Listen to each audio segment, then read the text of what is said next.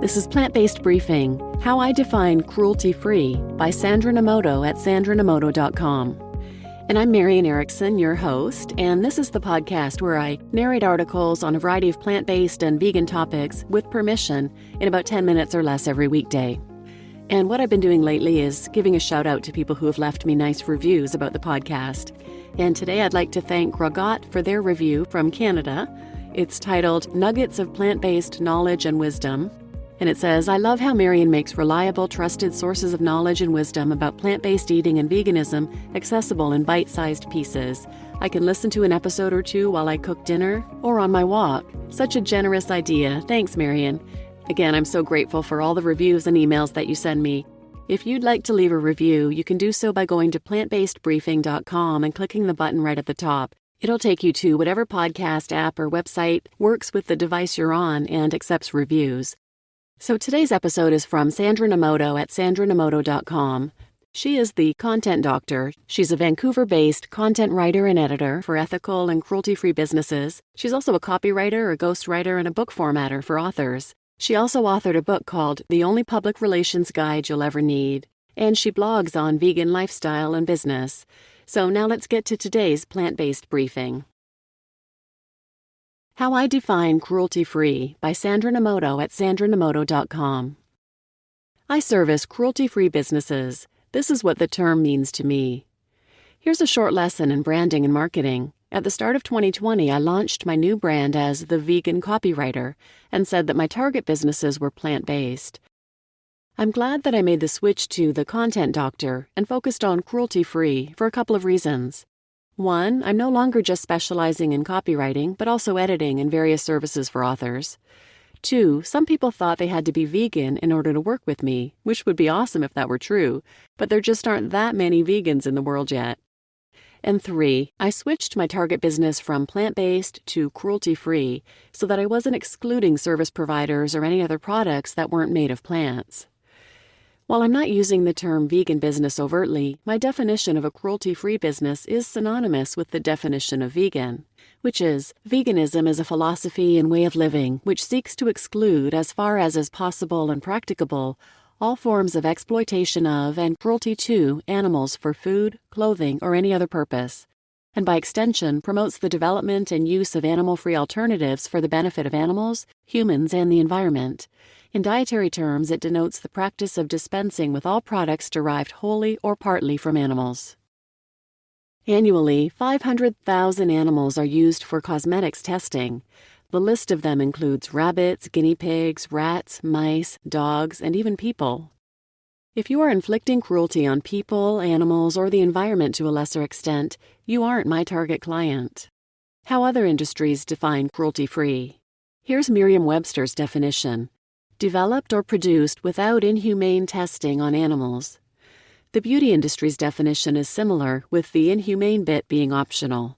Regarding cosmetics and personal products, ingredients or components and the final product are supposed to have not been tested on animals. However, they could still contain non-vegan ingredients such as honey, beeswax, cholesterol, collagen, gelatin, lanolin, which is from wool, albumin from egg whites, or carmine from insects. I disagree with their definition because even though the animal-based ingredients are in such small quantities in these types of products, obtaining them may still cause harm to animals.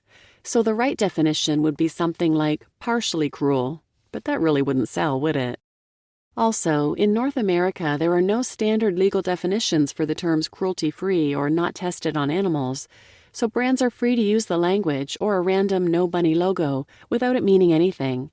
Even though a cruelty-free designation might be technically true for a final product, most animal testing happens at the ingredient level. Many companies avoid the issue by getting their raw materials from third parties or outside labs who test on animals. Interestingly, a bill to amend Canada's Cruelty-Free Cosmetics Act was put forth in our Parliament twice to prohibit cosmetic animal testing and sale of cosmetics developed or manufactured using cosmetic animal testing, and to provide that no evidence from animal testing may be used to establish the safety of a cosmetic. The bill wasn't successful. The term could mean a company has relied on the results of past animal tests from other organizations, but have not conducted any tests themselves. Some may think that animal testing means safer for the consumer. However, there are now reliable alternatives to animal testing and ingredients that are already known to be cosmetically safe. According to Cruelty-Free International, alternative testing methods are often cheaper and more effective than animal testing. In mainland China, recent measures will allow for exemption to animal testing for cosmetics, shampoos, and lotions. But companies will have to have good manufacturing practice, GMP, certification from their local governments, which are usually issued by associations or third-party institutions, and submit safety assessments. The Chinese government has not yet specified if overseas assessment reports or assessors will be accepted.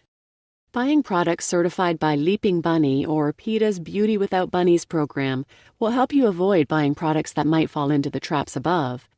You can also ask the brand if its products or ingredients are tested on animals at any stage in the manufacturing process or if they sell in China. FYI, neither vegan nor cruelty-free means safe. While you should always look for vegan and/or cruelty-free certifications, neither means that an ingredient list is clean, safe, eco-friendly, or all-natural. So these are also things to be aware of. You can search brands and products on the Environmental Working Group Skin Deep Cosmetics database, or look at my list of common harmful cosmetics and tannins linked here. I've also linked a video where vlogger Rowan Ellis talks to two experts about the slavery and child labor aspects of common industries, which are also important factors to consider. Now what? In my perfect world, every personal product would have a vegan certification, and that would mean no animal or human testing was involved on either the ingredient or final product levels. But for now, look out for both cruelty-free and vegan certifications. No vegan logo? Check the ingredient list. No Leaping Bunny or PETA logo? Check PETA's database and/or demand answers from the brand. Being ghosted means something.